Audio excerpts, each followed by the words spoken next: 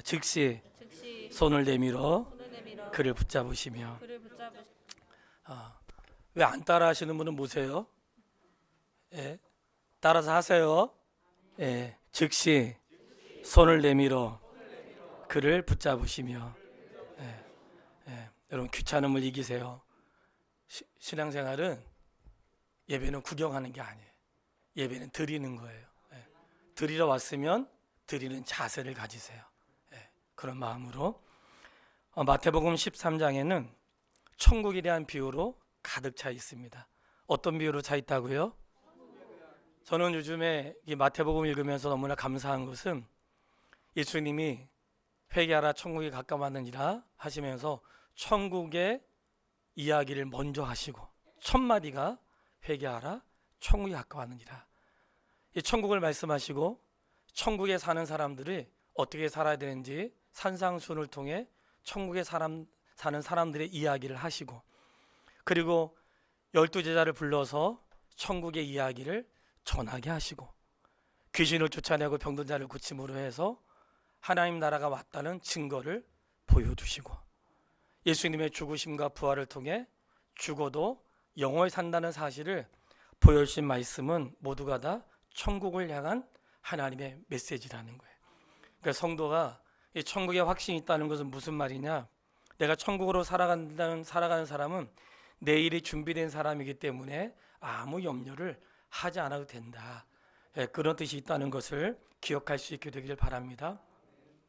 네, 오늘 본문의 말씀을 드리기 전에 이 천국에 대한 비유 가운데 꼭 놓쳐서는 안 되는 것들이 있는데, 천국을 비유로 말씀하시면서 세 가지를 비유로 들었는데 13장에 보면 무엇을 들었냐면 천국은 마치 밭에 감추인 보화와 같으니 발견한 다음에는 기뻐 돌아가 가지고 자기의 모든 소유를 팔아서 그것을 샀대요. 그리고는 두 번째 비유는 천국은 마치 좋은 진주를 구하는 장사와 같대.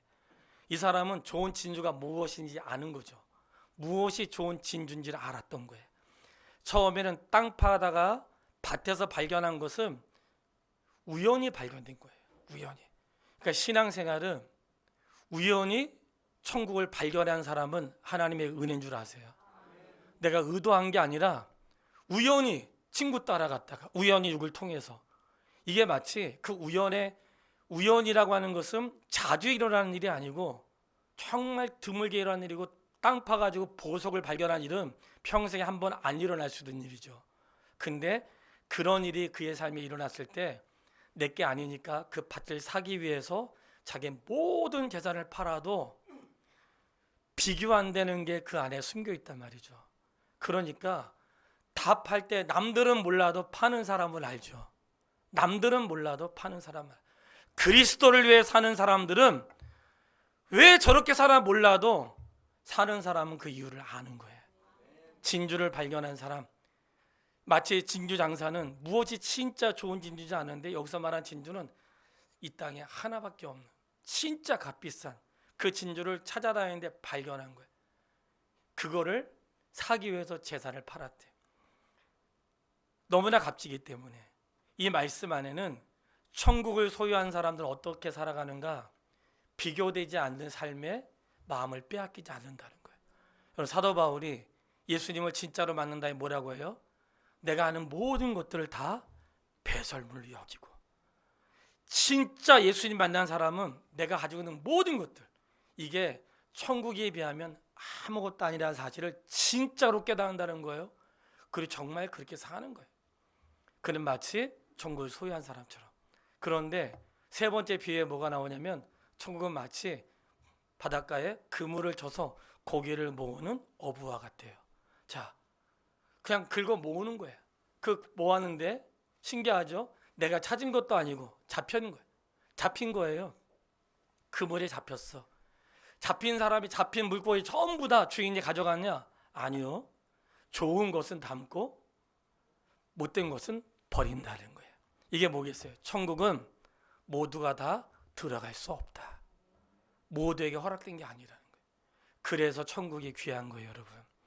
모두에게 허락된 게 아니고, 그리고 발견했다면 발견한 사람에게는 하나님의 은혜를 입은 것이지만, 주님이 저온 그물에 걸려서 왔다면 하나님의 은혜를 입은 게 맞아요.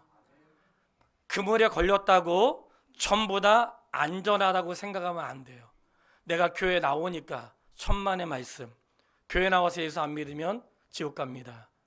교회 나왔는데 신앙생활 제대로 안 하고 말씀대로 살지 않으면 죄송해요. 성경에 그런데 어떡해.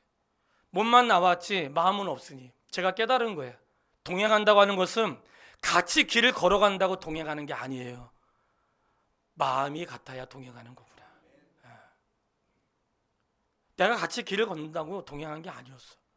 저는 같이 동행하고 있다고 생각했어요. 근데 어느 날 동행한 게 아니더라고. 마음이 다르니까 그 길에서 돌아서 동행은 같이 걷는 게 아니고 마음이 같이 가야 되는 것이구나. 마음이 같이 가는 사람은 떨어져 있어도 같이 가는데 같이 있어도 마음이 다르면 언젠가는 떠날 수 있고 내 마음과 맞지 않는 그런 것이구나. 너무나 놀라운 것은 신앙생활은 내가 주님과 동행하는 게 아니라 그분의 말씀에 나를 맞춰야 되는 거예요. 그래야 그 길을 완주할 수 있다는 것 기억할 수 있게 되길 바라고. 그런데 지상의 교회는 불완전해요. 그게 늘 우리의 숙제고 우리의 죄송함이고 그리고 안타까운. 교회가 왜 그래? 교회가 글쎄 그래요. 왜 그럴까요? 불안하단 말이지. 교회는 완전한 곳이 아니에요. 불안해. 목사도 불안하고 성도도 불안해. 이 불완전한 데가 바로 지상에 있는 교회예요. 그럼에도 불구하고 이 지상에 있는 교회에 하나님이 천국의 복음을 맡겨주시고 그 말씀을 전하게 하신 거예요. 그렇기 때문에 불완전한 교회지만 끝까지 믿음을 지키는 하나님의 사람 되기를 주님의 이름으로 축원합니다. 오늘 본문의 말씀에서 물리를 걸어오신 예수님에 대한 말씀인데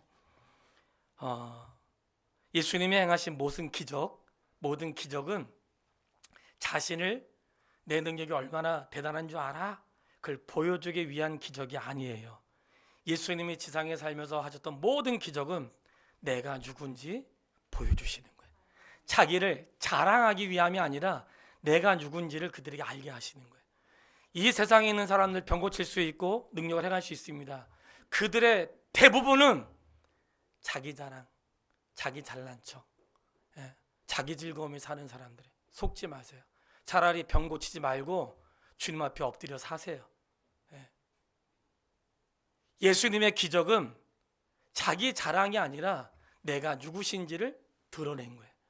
귀신을 쫓아내고 병든 자를 고쳤던 모든 삶의 기적은 예수님은 하나님의 아들이시구나. 예수님 말씀에 귀신이 쫓겨나가고 병든 자 고치고 죽은 자가 사는구나. 이게 그분이 누구신지를 보여주는 표적이었지 내 능력이 얼마나 대단한 줄 알아? 그걸로 하려고 하는 게 아니에요. 오늘날 일어나는 표적은 그런 게 소용이 없는 거예요. 그렇기 때문에 오늘 성도가 표적을 쫓아가는 게 아니라 그리스도의 삶을 쫓아가야 되는 게 맞습니다. 바라기는 그렇게 살기를 주의 이름으로 축복합니다. 22절 예수께서 즉시 제자들을 재촉하사. 자, 즉시 제자들을 재촉하사. 왜 즉시 제자들을 재촉하셨는가? 앞에 어떤 일이 있었을까요? 이 앞에 오병이어 사건이 있었어요. 물고기 2마리와 보리떡 5개를 가지고 5,000명을 먹인 거야. 근데 남자만 5,000명이라고 했으니까 우리가 다 알죠? 여자와 어린아이를 하면 한 2만 명 될 거라고 추측하는 거예요. 성경에 나오는 숫자는 항상 숫자를 셀 때 모든 사람을 세는 게 아니라 20세 이상 장년 남자들만 항상 수의 개수를 했어요. 20세 밑으로는 숫자에 치지도 않았어요. 그러니까 어린이는 숫자에 들어가지도 않는 거예요. 그러니까 성경에서 숫자가 나올 때는 항상 20세 이상 성인들을 숫자에 넣은 거예요. 그러니까 성인들만 5,000명이니까 훨씬 많은 사람이라 가능한 거죠. 자, 그런데 왜 예수님이 그들을 재촉해서 배를 타고 보내셨을까? 재촉했다고 하는 것은 억지로 등 떠밀어서 보냈다는 거예요. 왜 그랬는가? 물고기 2마리와 보리떡 5개로 5,000명을 먹인 그 놀라운 사건 앞에 제자들이 머물러 있기를 원하지 않으셨어요. 엄청난 사건이 있었으니까 거기에 머물러 있고 사람들이 얼마나 대단하겠어요. 더군다나 막 제자들이 나눠줬는데 막 안 줄어들어. 제자들이 나눠줬는데 거기 머물러 있고 싶겠죠. 막 사람들이 막 손이라도 잡아보고 싶고 막 얼마나 하고 싶었겠어요. 주님이 재촉하사. 영광의 자리에 머물러 있으면 안 됩니다.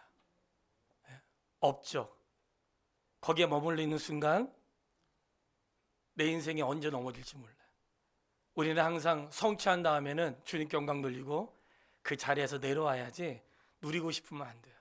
깨닫기를 바랍니다. 무리를 보내신 후에 따라해 보겠습니다. 거기 혼자 계시더니.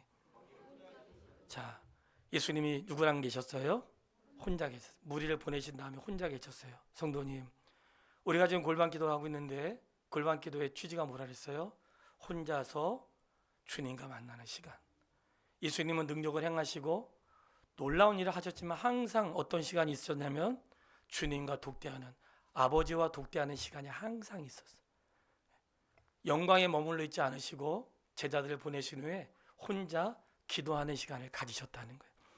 주님도 기도하는 시간을 가졌는데 하물며 우리는 그런 시간을 당연히 가져야 되는 거 아니에요? 예? 당연히 가져야죠. 이 기도한다는 것은 내가 얼마나 대단한 사람인 줄 알아? 내가 새벽기도 한 번도 안 빠지고 그거 자랑하려면 새벽기도 나오지 마세요. 내가 금요일날 한 번도 안 빠지고 그거 자랑하려면 나오지 마세요. 예. 그게 중요한 게 아니에요. 내가 주님과의 끈을 놓지 않고 있다는 게 중요하지. 왜 자꾸만 자기의 신앙에 뭘 자꾸 붙이냐고. 나는 새벽기도 한 번도 안 빠진 사람, 나는 공예배 한 번도 나 큐티 한 번도 안 빠진 사람. 그저 자기를 위해서 하세요. 자기의 공로로 삼지 말고. 예. 그렇다고 안 나온 게 잘했다는 말은 아니에요. 네. 그러니까 그게 공로가 되면 안 된다는 말이지. 예수님 혼자 그런 교제 시간이 있었는데 24절, 배가 이미 육지에서 술이나 떠나서 바람이 거스름으로 물결로 말미암아 고난을 당하더라. 자, 바람이 거스리고 물결로 말미암아 고난을 당했대. 뭐 때문에 고난을 받았어요? 물결. 내가 일으킨 거예요? 자연적으로 일어난 거예요? 예. 내 삶에는 내가 일으키지 않아도 자연적으로 일어나는 고난이 있어요. 마치 바람 때문에 물결이 일어나듯 내 인생에 내가 예측하지 못했는데 내 의지와 상관없나 고난이 일어나는 거예요. 그게 우리에게 있어요. 근데 언제 그런 고난이 있었을까? 주님이 얘들아 머물러 있지 말고 배 타고 건너가라. 주님 말씀 듣고 건너가는데 바람이 일어난 거예요. 이 말씀은 뭐냐면 언제 물결이 일어났는가 할 때 언제 일어났는가? 그들은 그저 주님의 말씀 순종해서 가는데 주님 말씀 순종해서 가면 편안하게 가야 되는 거 아니에요? 아무 일도 없어야죠. 주님이 가라 해서 간 건데 주님이 순종해서 가는데 물결이 일어났다는 것은 주님이 뭔가 그들에게 하시고자 하시는 메시지가 있다는 거예요. 성도가 내가 주의 뜻을 향하는데 어떤 위기를 만났어. 내가 너에게 이걸 통해서 말하고 싶은 게 있다는 거예요. 너를 싫어한다는 게 아니고 주님 앞에 순종함으로 갈 때에 물결이 일어나는 것은 포기하라는 게 아니라 내가 너에게 가르칠 교훈이 있다는 거예요. 주님 말씀에 순종해 갔는데 바람과 물결로 인해 두려움이 왔어요. 25절, 밤사경에. 밤사경은 로마의 지배를 받고 있었으니까 밤을 4수로 나눴어요. 6시부터 9시 1경, 9시부터 12시 2경, 12시부터 새벽 3시까지 3경, 그리고 4시부터 새벽 3시부터 6시까지 아침. 그러니까 그 시간까지 배를 지어 간 거죠. 그러니까 그 지경에 있는데 그 다음 같이 읽겠습니다. 예수께서 바다 위로 걸어서 제자들에게 오시니. 자, 예수님이 바다 위로 걸어서 제자들에게 오셨대요. 얼마나 감사해요? 주님이 보내셨으면 주님이 책임지세요. 주님이 보내셨는데 그 물 위로 걸어서 오셨다는 거예요. 밤사경에. 이 말은 아무도 도와줄 수 없는 시간에, 그것도 바다 한가운데 새벽 세제 누가 그 시간에 했어? 어제 깜짝 놀랐네. 어제 집사람이랑 뭐 얘기하다가 제가 정확한 시간은 모르겠어요. 12시가 훨씬 넘어가지고 제 기억은 정확히 모르겠나 12시가 넘는 시간이었고 12시 반에 막 나가려고 하는데 누가 갑자기 문을 확 열고 들어오는 거예요. 화장실 좀 쓰겠습니다 그러더라고. 아니, 밤 12시 반에. 그래서 어떻게 기다려야지 어떻게. 그러세요. 그들이 오래 있다 내려오더라고. 작은 게 아니라는 거지. 그 나가면서 하는 말이 제가 집이 멀어가지고요. 아니 새벽 12시가 넘었는데 이 사람도 대단하지. 예? 하필이면 제가 문 앞에서 만났어. 조금만 늦게 가서 안 만났을 텐데. 참 그 타이밍이 기가 막히잖아요. 그런데 밤사경이라고 하는 것은 아무도 도움을 줄 수 없는 시간에 그 시간에 주님은 도움을 주세요. 아무도 날 도와줄 수 없는데 그 시간이야 주님은 나에게 도움을 주시는 분이세요. 누가 날 도와줄 사람이 없어. 내 힘으로 할 수가 없어. 사람은 하지 못하는데 그 시간에도 주님은 하신다는 거예요. 왜냐하면 물 위를 걸어서 제자들에게 오셨기 때문에. 내 삶에 찾아오시는 분은 주님이세요. 참 이 베드로는 그 타이밍을 놓치지 않았어요. 28절 베드로가 대답하여 이르되 주여 만일 주님이시거든 나를 명하사 물 위로 오라 하소서. 그저 인생의 바람 앞에 두려워만 하는 사람도 있는데 인생의 바람 앞에 새로운 도전을 하는 사람이 있네. 지금 바다가 잔잔해진 게 아니에요. 막 지금 풍랑이 치는데 두려워하고 있을 때 예수님이 걸어가신 거예요. 근데 예수님을 보고 처음에 유령인 줄 알았는데 예수님이라고 하니까 아무도 그냥 말 못하고 있는데 그 풍랑이는 상황 속에서 베드로가 뭘 고백했는가? 주님이시라면 저를 명해서 물 위로 걸어오라고 해주십시오. 여러분 잘 보세요. 어떤 사람은 문제 앞에 두려움을 갖고 있는 사람이 있지만 어떤 사람은 문제 앞에 주님을 만나요. 심지어 그 문제를 예측하지 못한 놀라운 일들을 경험해. 주님이 뭘 기대하시겠어요? 인생에는 문제가 있는데 그 문제를 문제로만 생각하는 사람이 있다면 그 문제를 뛰어넘어서 문제 속에 주님 만나는 사람이 있는 거예요. 베드로는 새로운 도전을 시작하는 거예요. 주님이시라면 주님이 걸으셨던 것 좀 나도 걷게 해주세요. 주님 말씀하세요. 내가 한 것을 너도 할 것이요. 주님이시라면 주님이 한 거 저도 하게 해주세요. 그러니까 주님이 뭐라고 했냐면 자 29절 읽겠습니다. 오라 하시니 베드로가 배에서 내려 물 위로 걸어서 예수께로 가되. 자 따라하겠습니다. 오라 하시니. 분명히 예수님이 오라고 할 때 뛰어내려야지. 무슨 말인지 알았죠? 자기가 뛰어내려놓고 왜 안 도와줘요? 나 너 내려라고 한 적 없다. 인생에 수없이 많은 사람들이 자기가 해놓고 왜 안 도와주냐는 거야. 나 너 오라고 한 적 없다. 자기가 뛰어내려놓고 왜 안 받아주냐. 나 너 뛰어내려 한 적 없다. 대부분 많은 사람들이 믿습니다고 뛰어내린다는 거야. 큰일 납니다. 주님이 오라고 할 때 뛰어내려야지 그냥 뛰어내리면 죽는 거예요. 근데 이 말씀에 잘 들어보면 오라 했잖아요.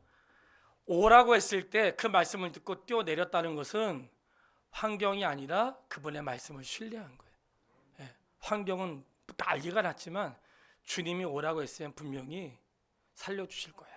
이게 말씀을 들은 자의 책임인 거예요. 말씀을 들은 자의 믿음의 반응. 우리는 오라고 해도 안 오잖아. 설마 무슨 일이 있을까? 그게 말씀에 반응하는 사람의 태도가 그 사람이 어떤 믿음의 상태인지를 알게 하는 거죠. 오라고 할 때 뛰어내렸잖아요. 아브라함이 75세에 오라고 했더니 갈 바를 알지 못하고 간 거예요. 주님은 나를 부르실 때 오라고 하시거든요. 근데 오라고 하는 장소가 때로는 이런 바다일 수도 있는 거예요. 근데 주님이 오라고 하셨다면 주님이 책임진다는 거죠. 그래서 오라고 했더니 뛰어내렸어요. 그리고 누굴 향해 갔어요? 예수님 향해 갔어요. 30절 무엇을 보고? 자, 예수님 보고 뛰어내는데 그 다음 뭐 봤어요? 바람을 보고 무서워 빠져가는지라. 내가 바라보는 대상이 갑자기 달라진 거야.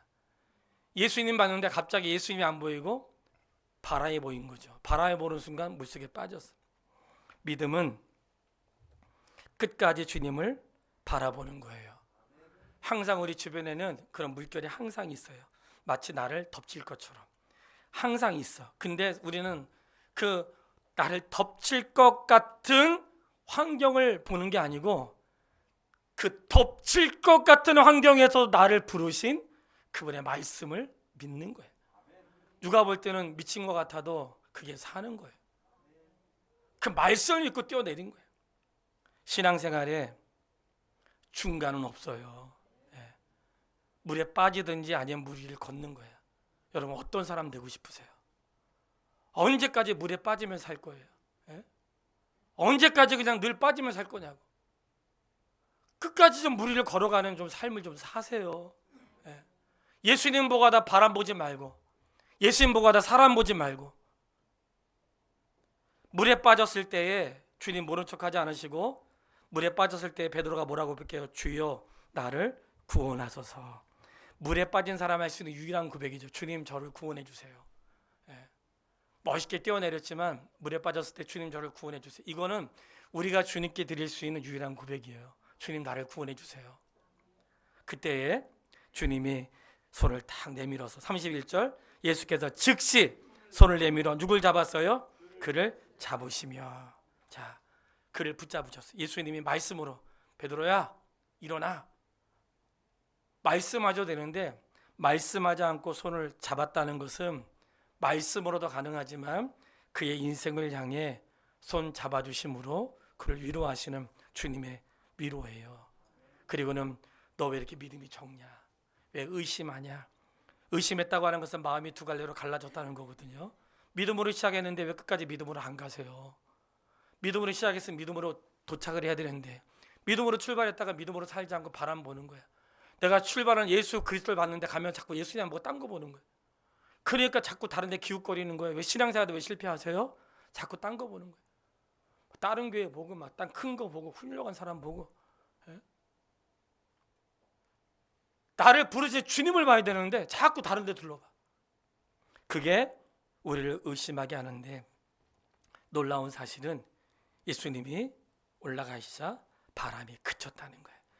무리를 걷는 것도 기적이지만 바람을 멈추게 하신 것도 은혜인 줄 믿습니다. 자, 그럴 때에 마가복음 4장 4절에는 이 상황에 대해서 마가복음 4장 4절은 더 구체적으로 말씀하고 있는데 같이 한번 읽어볼까요? 마가복음 4장 4절 본문을 딱 접어놓고 해야 돼요. 그래야 다시 돌아올 거기 때문에 마가복음 4장 4절 읽겠습니다. 시작.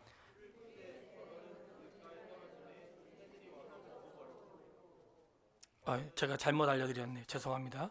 마가복음 4장 4절이 아니네요. 예. 그들이 심히 두려워하여 서로 말하되 누가 그인가? 바람과 바다도 순종하는가? 이 말씀인데 제가 잘못 적은 것 같아요. 도대체 예수님이 누구길래 바람과 바다도 순종하지? 그러니까 예수님이 누구신지가 이제 주제가 된 거예요. 도대체 예수님 누구시길래 이 바람과 파도가 멈췄을까? 그때에 본문 14장 33절 다 같이 읽겠습니다. 시작.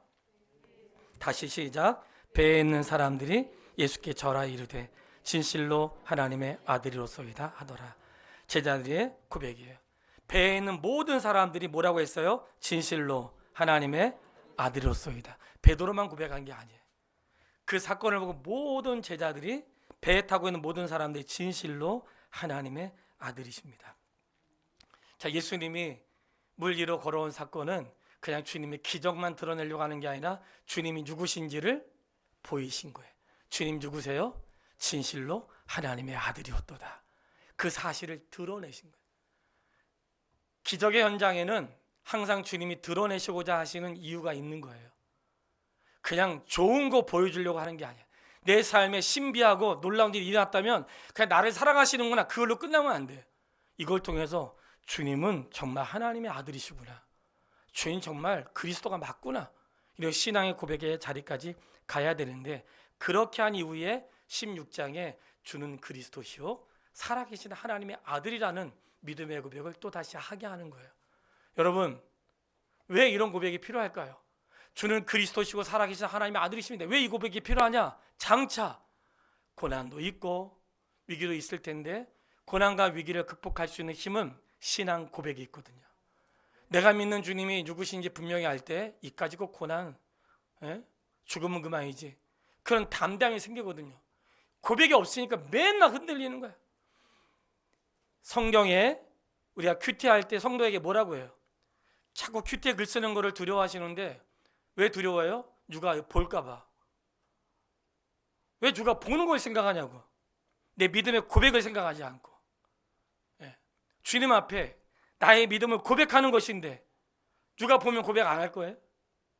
나의 고백, 내가 입술로 말할 수 있지만 글을 남겨서 요동하지 않도록 나중에 배반할까 봐 못 쓰는 거예요?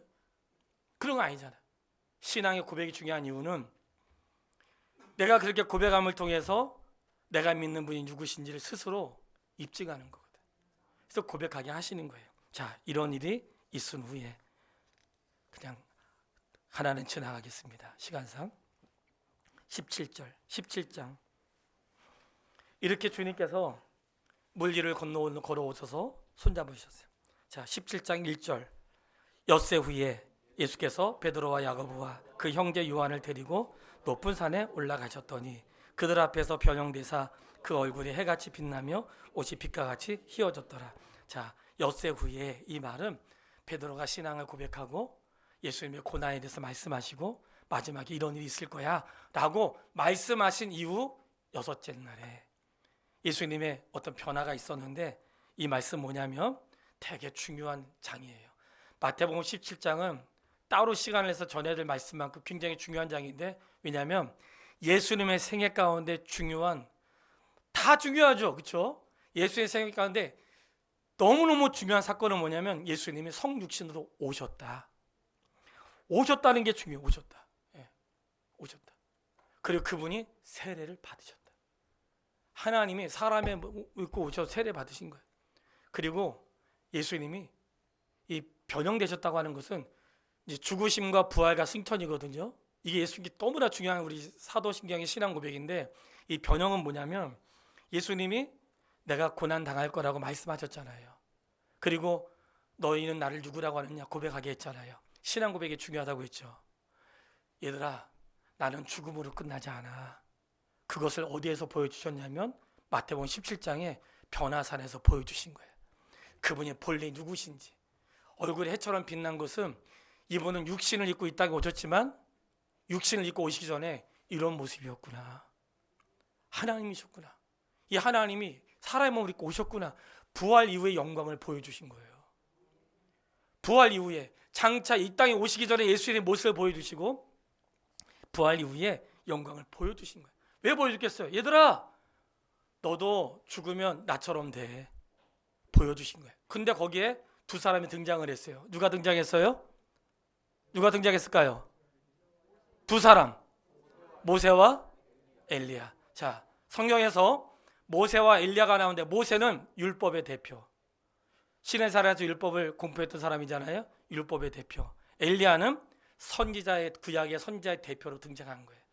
율법의 대표로 모세, 선지자의 대표로 엘리야가 등장했는데 왜 모세와 엘리야가 등장을 했는가? 마치 하늘의 모습을 보는 것처럼 그 상황에 모세와 엘리야가 나타난 거예요. 모세는 율법의 대표, 율법을 공포한 사람인데 예수님은 율법의 완성자. 수없이 많은 선지자들이 미래에 오실 예수 그리스도를 말했는데 예수님은 그들이 말했던 바로 그분. 그러니까 모세를 통해 율법이 선포되었지만 율법에서 말하는 모든 표정들, 모든 규례들은 전부 다 예수 그리스도를 말씀하고 있는 것이고, 선지자를 통해 수없이 말했던 예언의 말씀은 바로 예수님이 이루실 약속의 말씀이었던 거예요. 구약의 모든 율법과 모든 선지자의 말씀보다 누가 더 중요한 거예요? 예수 그리스도. 아셨죠? 그래서 모세와 엘리야가 있는데 예수님이 등장하셔서 이렇게 한 거예요. 그런데 그 대표자들이 있었지만 그 놀라운 모습을 보고 비몽사몽간에 베드로가 뭐라고 고백했냐면, 주여 우리가 여기가 좋사오니. 따라해 보겠습니다. 주여 우리가 여기가 좋사오니. 이 말은 비몽사몽간에 한 거거든요. 여러분, 비몽사몽간에 와 여기 정말 좋다, 나 여기 있고 싶어요. 저는 이 말씀을 이렇게 깨달았어요. 비몽사몽간 너무 좋아가지고, 여러분 천국은 그런 곳이에요. 너무 좋아가지고 주여 여기가 좋사오니. 그게 천국이라고. 얼마나 좋았으면 주여 여기가 좋사오니 그랬는데 하늘에서 소리가 들렸어요. 하늘에서 소리 들린 거는 놀라운 사건인데, 하늘에서 소리가 들리기를 5절 말씀 읽겠습니다. 말할 때에 후련히 빛난 구름이 그들을 덮으며 구름 속에서 소리가 나서 이르되 이는 내 사랑하는 아들이요 내 기뻐하는 자요. 너희는 누구의 말을 들어요? 그의 말을 들으라. 너희는 그의 말을 들으라. 우리 누구 말씀 들어야 돼요? 아무리 율법에서 뭐라고 해도 율법의 모든 것은 다 주님이 이루실 것에 대한 표. 구약의 선자들 수도 없이 얘기했던 메시지는 다 장차 오실 예수님. 누구 말 들어야 되는 거예요? 모세 말 들으면 안 돼요. 주님의 말씀을 들어야 되는 거예요. 6절 제자들이 듣고 엎드려 심히 두려워하니, 그 다음 같이 읽겠습니다. 예수께서 나와 그들에게 손을 대시며 이르시되 일어나라 두려워하지 말라 하시니, 제자들 눈이 들고 보매 오직 예수 외에는 아무도 보이지 아니하더라. 아멘. 예수께서 말씀만 하셔도 되는데 손을 대시며 이르시되 일어나라 두려워하지 마라. 그리고 오직 예수만 보이더라. 아까는 즉시 손을 내밀어 붙잡으시며, 또 두려워하는 제자들에게 손을 대시고 일어나라 두려워하지 말라. 그리고 예수 외에는 아무도 보이지 않았대요. 예수님 외에는 보이지 않아야 돼요. 예수님보다 목사가 보이고, 예수님보다 교회 건물이 보이고, 예수님보다 훌륭한 사람 보이면 신앙생활 딴 데로 갑니다. 예. 모세와 엘리야는 사라져야 돼. 예수님만 보여야 돼요. 그리고는 13절 끝에 그제서야 제자들이 예수께서 말씀하신 것이 세례 요한인 줄 깨달으니라. 자, 결론이에요. 자, 여러분 보세요. 한 주간에 읽었던 짧은 말씀이지만 어떤 말씀을 전해도 다 주의 말씀이기 때문에 주일날을 한 번밖에 전할 수 없다는 게 너무나 안타깝고, 그러나 우리가 분명한 것은 주님이 보내신 자리에, 함께한 자리에 바람도 있고 위기도 있단 말이죠. 주님이 보내신 자리에 있는 거예요. 신앙생활하는 자리에 고난도 있는 거예요. 그냥 그 모든 고난은 제자를 향해 교훈하시는 주의 메시지가 있었던 것이고, 주님의 능력을 나타내고자 함이 아니라 내가 누구신지를 드러내는 기회가 되는 거예요. 여러분, 만약에 우리가 예배당을 이전하는 도전이 없었다면 우리는 여전히 상가에 있었겠죠. 예, 물론 감사하고 있었을 거예요. 그러나 예배당 옮기면서 있었던 기적은 경험하지 못했을 거예요. 우리 인생에 도전과 어려움이 없었다, 어떤 위기가 없었다면 우리는 그저 그렇게 신앙생활을 했을 거예요. 그런데 풍랑이 있고 주님이 오라 하시니까 풍랑을 뛰어내린 거예요. 그런 주의 말씀에 순종할 때 우리가 예측하지 못했던 놀라운 역사를 선교 현장과 교회를 통해 보게 하신 줄 믿습니다. 주의를 하다가 넘어졌을 때, 물에 빠졌을 때 내버려 두지 않으시고 붙잡으시고 일으켜 주시고 믿음을 주시고, 그리고 변화산에서 변화된 예수님의 모습은, 얘들아, 모세는 율법의 소유자지만 죽었죠. 엘리야는 죽지 않고 살아서 올라갔습니다. 무엇을 보여주시는가? 얘들아, 예수 믿다가 죽은 사람은 모세처럼 다시 사는 거야. 그리고 엘리야처럼 죽음을 보지 않은 사람은, 살다가 예수 만난 사람은 영원히 죽지 않는 거야. 그거를 그 자리에서 보여주신 거예요. 성도님, 변화산에서 만난 예수님은 죽음을 보았던 모세와 죽음을 보지 않았던 엘리야, 그리고 우리를 위해 죽으셨다가 부활하신 예수 그리스도의 만남을 통해 이 얼마나 아름다운 나라에 누가 들어가는지를 보게 하신 거예요. 누가 들어가는가? 그리스도 안에서 죽은 자들이 들어가고, 끝까지 믿음을 지키며 살아있는 자들이 천국에서 그분의 얼굴을 볼 줄 믿습니다. 여러분, 이만하면 투자할 만 하잖아요. 예? 교회다 투자라는 거 아니에요. 여러분의 인생을 주님께 드리세요. 예. 찬양하겠습니다. 주님을 보게 하소서.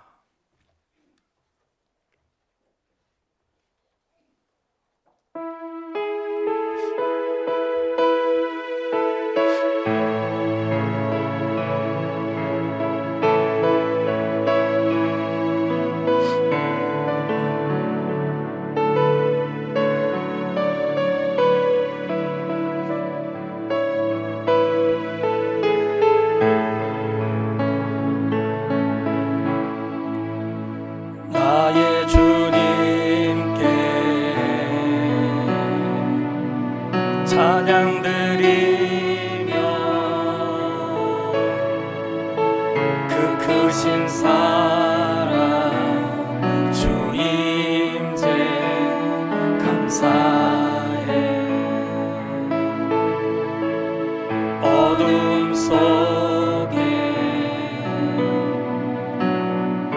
찾아오셔서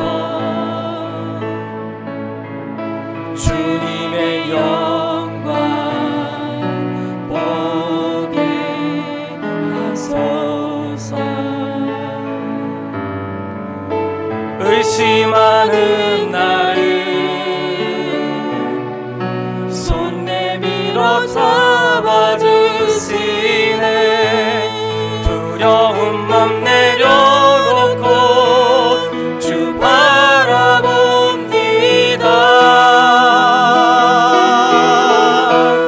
주님을 보게 하소서. 나를 붙드소서.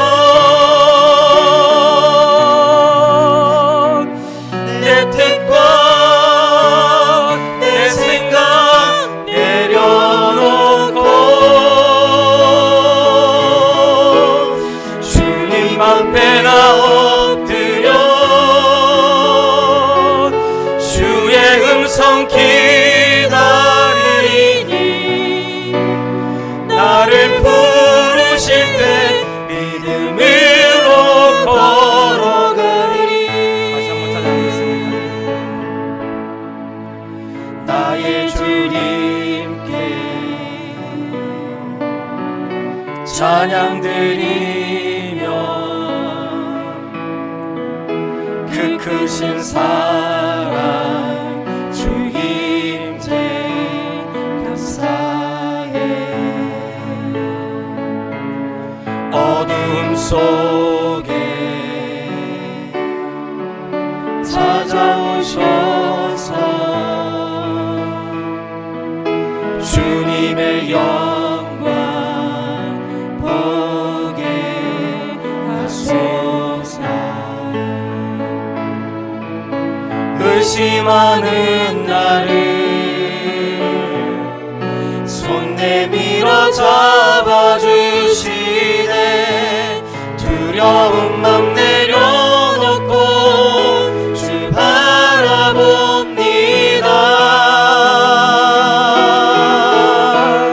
주님을 보게 하소서.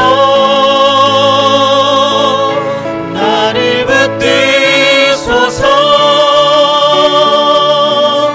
내 뜻과 내 생각 내려놓고 주님 앞에 나 엎드려 주의 음성 기다리니 나를 부르실 때 믿음으로 걸어. 주님을 보게 하소서. 일어나서 찬양하겠습니다. 주님을 보게 하소서. 나를 붙드소서. 내 뜻과 내 생각 내려놓고 주님 앞에 나 엎드려 주의 음성 기다리니 나를 부르실 때 믿음으로. 다시 한 번 더 고백하겠습니다. 주님을 보게 하소서. 주님을 보게 하소서. 나를 붙드소서. 내 뜻과 내 생각 내려놓고 주님 앞에 나 엎드려 주의 음성 기다리니 나를 부르실 때 믿음으로 걸어가. 나를 부르실 때 믿음으로 걸어가니 찬양하겠습니다. 나를 부르실 때 믿음으로 걸어가니. 아버지 하나님, 주님 말씀에 순종하며 신앙생활을 시작하고 직분을 받았지만 그 가는 길에 바람도 만나고 파도도 만나고 두려움 속에 죽는 줄 알았습니다. 주님이 가라 하신 곳인데 왜 이렇게 고난이 많은지.